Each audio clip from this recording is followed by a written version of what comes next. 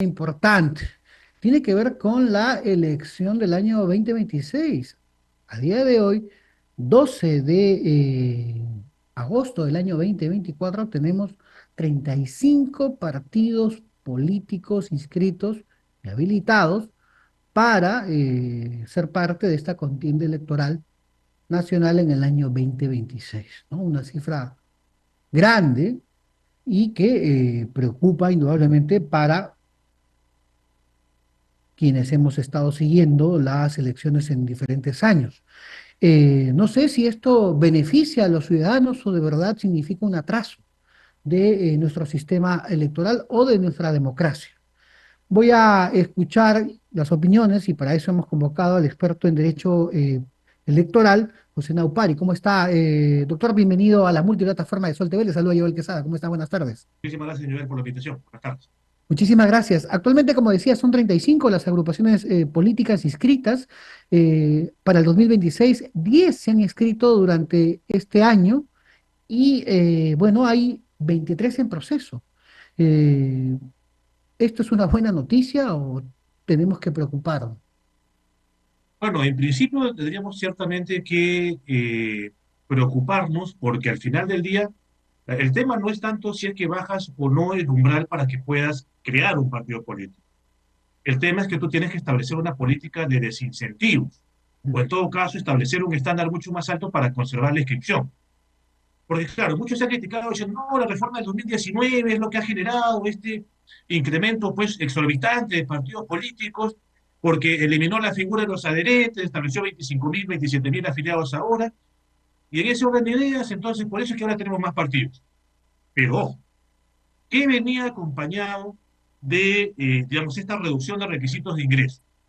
Elevar el estándar para conservar la inscripción.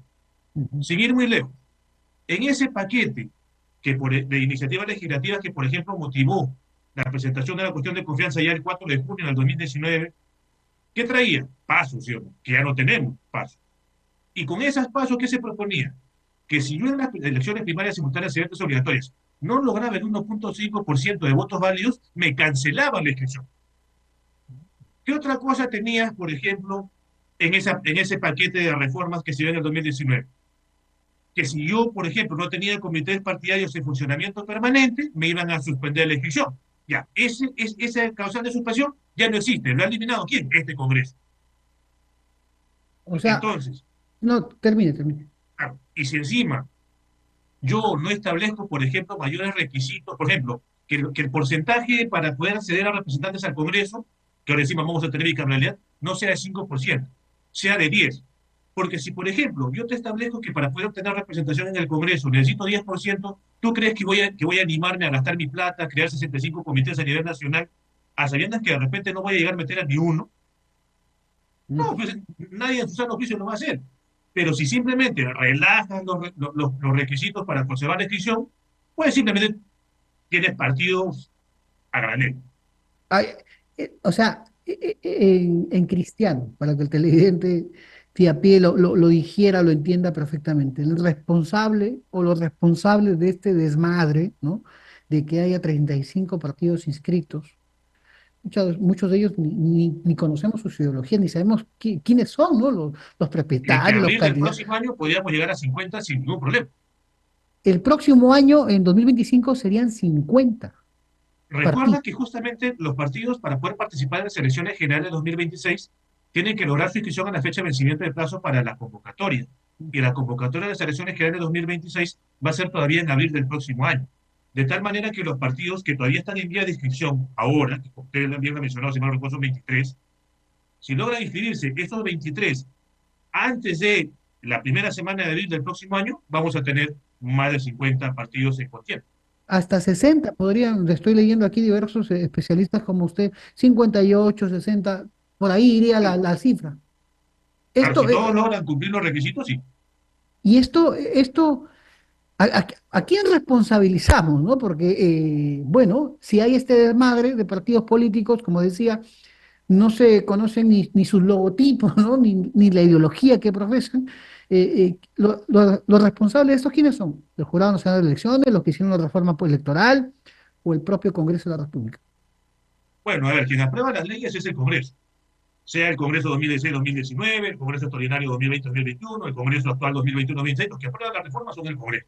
Porque claro, algunos dirán, no, pues, pero estas leyes del 2019 salieron como consecuencia de proyectos de ley que presentó el Poder Ejecutivo luego de la creación de una comisión de reforma política. Ya, pero ¿quién aprobó la norma?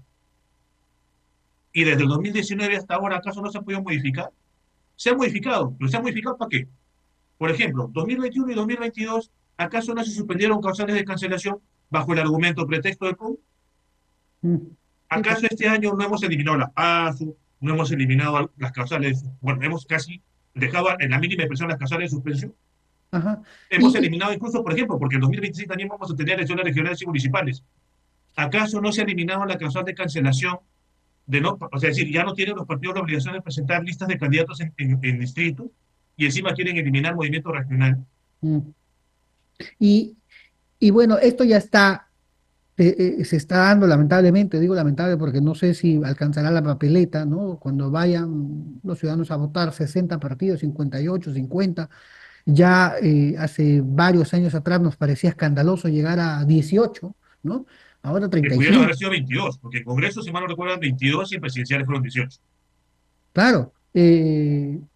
Ahora, ¿qué hacer para solucionar esto, ¿no? En el 2000, hasta el 2026 hay tiempo para que el Congreso haga una norma. Por ejemplo, hablan de rebajar, digamos, la calificación para las alianzas electorales. ¿Eso sería la única salida?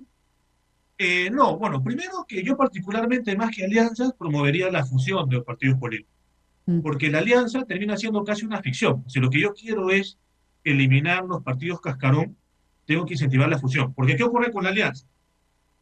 Un partido pequeñito, que recién es nuevo, se junta con el grandote, y como el grandote es la locomotora, supera la valla y yo conservo la inscripción. De repente no metí a ni un solo diputado, ni un solo, o ni un solo senador, pero como fui parte de la alianza, entonces conservé la inscripción. Eso sí es real. Entonces, mejor en todo caso que sea una fusión por absorción de partidos políticos y Mm. lo reducimos.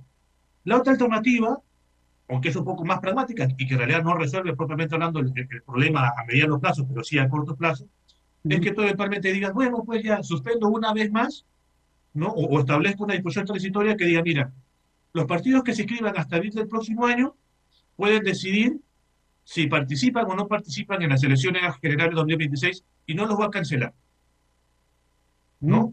Porque al Claro. final del día, si yo no paso la valla en el 2026, en la CG 2026, igual voy a poder participar en las elecciones regionales y municipales de 2026. ¿Por qué?